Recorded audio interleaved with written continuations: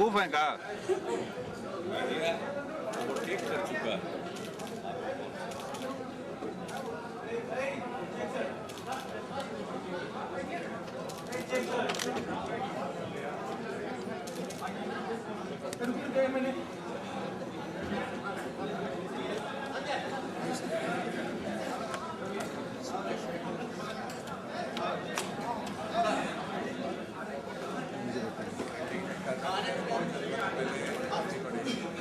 अंदर ठीक है।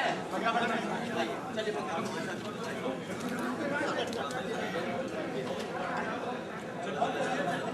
ओके भाई आइए ना।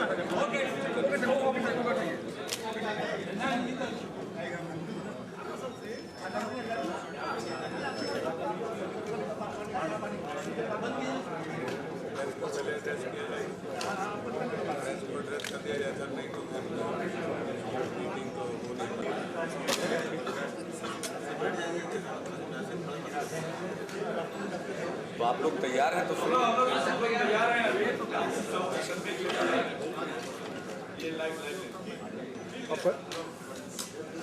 ये आपकी प्राथमिकताएं क्या हैं? सबसे पहले तो आप सब लोगों का स्वागत है। शपथ ग्रहण के बाद तो सचिवालय में कार्यभार संभालने आए हैं और पहले कार्यक्रम के तौर पर हमने विभागीय सचिवों और आयुक्तों की बैठक रखी है। उनसे अभी बातचीत करेंगे, लेकिन उनसे भी पहले आपसे बातचीत हो जाए तो ज़्यादा बेहतर है। हाँ, यही हम लोग चाह रहे हैं। क्योंकि आप ज़्यादा देर तक बाहर इंतज़ार करते रहें तो ये कभी कभी असंतोष का कारण बन जाता है और हम नहीं चाहते हैं कि पहला दिन कोई असंतोष पनपे। इसलिए अब आपकी तरफ से जो प्रश्न पूछे जाएं, लेकिन आज के दिन तो सीमित हो तो ज़्यादा अच्छा है। नहीं, मतलब ये जानना चाह रहे हैं कि आप किस चीज़ पर सबसे ज़्यादा जोर देंगे प्राथमिकता के तौर पर? हमारी प्राथमिकता गवर्नेंस होगी, सुशासन। और जब हम गवर्नेंस की बात करते हैं तो इसमें लॉ एंड ऑर्डर, सामाजिक सद्भाव, यानी किसी के साथ शासन की तरफ से कोई पक्षपात का या भेदभाव का आचरण न हो, और विकास का काम। बिहार में अब कार्यभार संभालने के बाद सरकारी तंत्र से जानकारी मिलेगी, बुनियादी ढांचे की क्या स्थिति, लेकिन आम लोगों के नज़रिए से जो हम लोगों ने देखा है उसके हिसाब से एक तरह से यहाँ बुनियादी ढांचा ध्वस्त है। सड़क की समस्या, बिजली की समस्या, जल प्रबंधन की समस्या मुंह बाए खड़ी। और फिर जो गवर्नेंस की कमी के कारण जो विकास की योजनाएं केंद्र सरकार के सहयोग से चलती हैं, उनका भी क्रियान्वयन ठीक ढंग से नहीं हो पा रहा। परिणाम स्वरूप जिनको लाभ पहुंचना चाहिए उन तक वह पहुंच नहीं पा रहा। गरीबी उन्मूलन के कई कार्यक्रम चलते हैं, उनका क्रियान्वयन बेहद असंतोषजनक है। तो जब हम गवर्नेंस की बात करते हैं तो इन सभी चीज़ों पर एक साथ जोर देना पड़ेगा और विकास के लिए निवेश की आवश्यकता है और निवेश के लिए माहौल की आवश्यकता है। तो लॉ एंड ऑर्डर और बुनियादी ढांचा, ये दो जरूरी चीज़ें हैं जिनके रहने पर ही निवेश आकर्षित हो सकता है। तो स्वाभाविक है जब हम गवर्नेंस की बात कहते हैं तो इन्हीं पर हमारा जोर हो। प्रशासन की तरफ से किसी प्रकार का भेदभाव और पक्षपात को बढ़ावा नहीं दिया जाएगा। समाज के सभी वर्गों के साथ कानून के हिसाब से न्याय संगत व्यवहार होगा। मुख्यमंत्री जी, आप कल तक ये कहते रहे कि 3 महीने के अंदर कानून व्यवस्था दूसरे से ठीक हो जाएगी, क्या अभी वही स्टैंड है 3 महीने का? आप पहले ही दिन पूछने लगे, इतना 3 महीना तक का इंतजार करिएगा, अभी काम शुरू करने दीजिए, सब ठीक होगा। हमारे सरकारी अधिकारी कर्मचारी सब काम करेंगे, पुलिस तंत्र भी ठीक से काम करेगा। हम इनके साथ विस्तृत चर्चा करने वाले हैं, क्या इनकी आवश्यकता है। कार्यभार संभालने के पहले ही मैंने कल माननीय प्रधानमंत्री जी से भी मुलाकात की और इस विषय की भी चर्चा की और हमारी अपेक्षा है कि इसमें पर्याप्त सहयोग मिलेगा केंद्र से और पुलिस का आधुनिकीकरण भी हो, उसमें नई भर्तियां भी हों, उनको साधन संपन्न भी बनाया जाए और उनको कानून के मुताबिक काम करने के लिए प्रेरित किया जाए और तब हम फिर उनसे परिणाम चाहेंगे। उनकी ज़रूरतों को हम देखेंगे, लोगों की ज़रूरतों को देखना उनका काम है, पुलिस तंत्र का काम है और इनका कर्तव्य है नागरिकों के जान माल की हिफाजत करना और न्याय संगत ढंग से आचरण करना। ये काम तो तत्काल शुरू होना है और हमारा संदेश यही है संपूर्ण प्रशासनिक मशीनरी को, संपूर्ण पुलिस तंत्र। इसके लिए आपने कोई समय सीमा रखी है कि आपने आगे ढांचे को ठीक करने के लिए? जब फेरबदल होगा तो आपको जानकारी मिल जाएगी।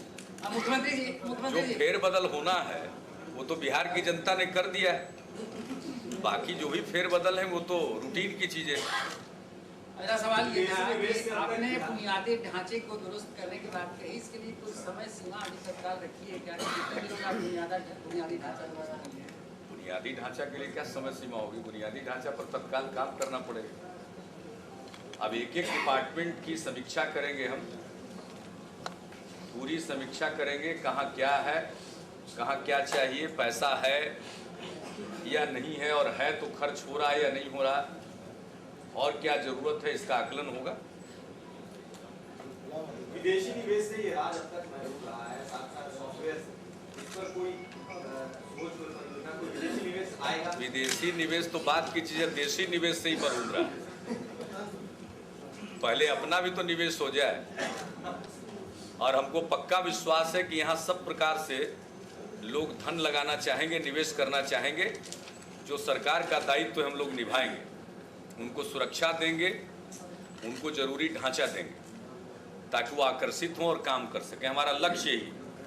लेकिन आज पूछ दीजिएगा कितने दिन में होगा, तभी तो काम ही नहीं शुरू किया। कोई कार्य योजना होगी आपकी इसके लिए? पूरी कार्य योजना के बल पर इतने दिन से बोलते रहे, लेकिन उस कार्य योजना को शुरू करने के लिए और जो शुरुआती समय है, उसकी जो प्रक्रिया है, वो तो करना ही पड़ेगा। विदेश जी, पिछले सरकार का कोई घोटाला का इंक्वायरी करेंगे आप बता दीजिएगा। अपनी तरफ से हम नहीं खोजेंगे, लेकिन मिल जाएगा तो छोड़ेंगे भी नहीं। लोगों का एक्सपेक्टेशन इतना हाई है, इससे नहीं लगता कि आपकी गवर्नमेंट को अंडर प्रेशर में काम करेगी? नहीं, हमारी सरकार किसी प्रेशर में नहीं काम करेगी। लोगों का जो एक्सपेक्टेशन है उसको हम प्रेशर नहीं मानते, वो तो हमारे लिए एक अवसर है काम करने का। बिहार में सरकार का दायित्व ग्रहण करना एक चुनौती भरा काम है और हमारा संकल्प है कि हम इस चुनौती को अवसर में तब्दील करेंगे। ये जो चुनौती है इसका डटकर मुकाबला करेंगे और इसको अवसर में तब्दील करेंगे और काम करेंगे। सर, 2 बारी कहा जा रहा है कि आपके मंत्रिमंडल में दागी लोग भी शामिल हो। कोई नहीं, बताइए नाम। जीतन राम मांझी का नाम उसमें आ रहा है। नहीं, हम लोगों को मालूम नहीं है। दूसरे शिक्षा घोटाला में उनका नाम रहा है।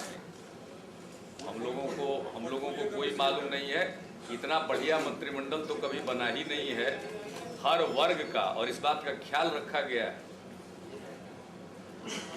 और सर, आपके तो 2 बार ये you were so near yet so far, 2 बार आप चीफ मिनिस्टर बनते रह गए। How does it feel finally to become the chief minister of Bihar? इस बार तो बन ही गए।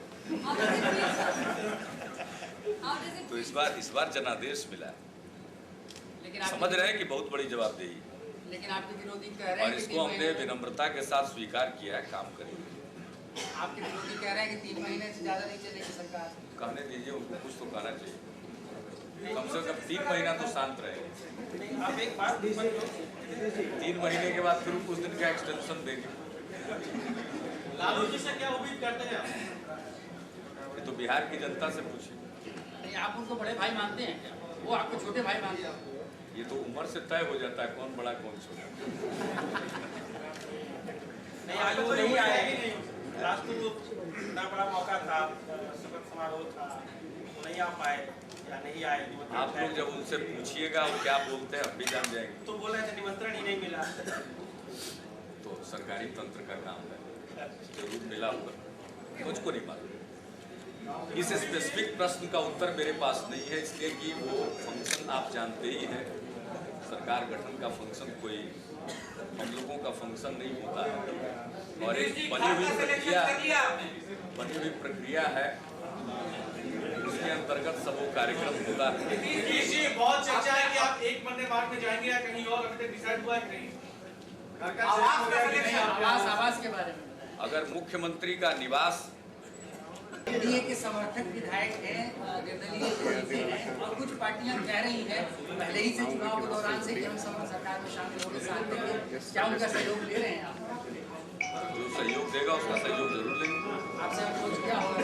निर्दलीय विधायकों में कई ऐसे विधायक हैं जिनको एनडीए ने समर्थन दिया था। वो निर्दलीय चुनाव लड़ रहे थे, हम लोगों ने समर्थन दिया था, तो स्वाभाविक है ऐसे विधायक तो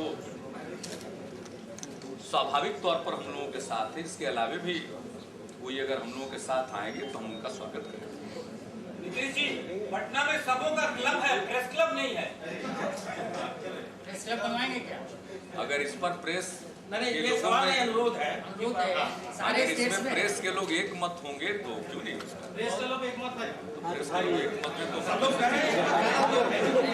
ये सारे स्टेट में है कि एक्सेप्ट किया राज्य मंत्री नहीं है।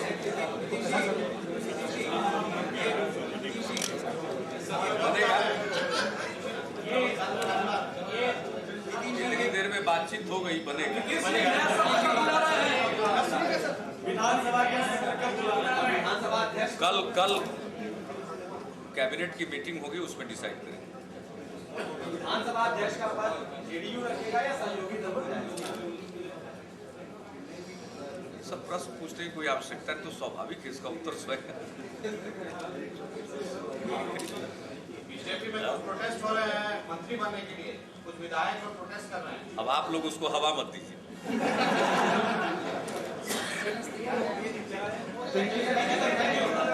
Thank you.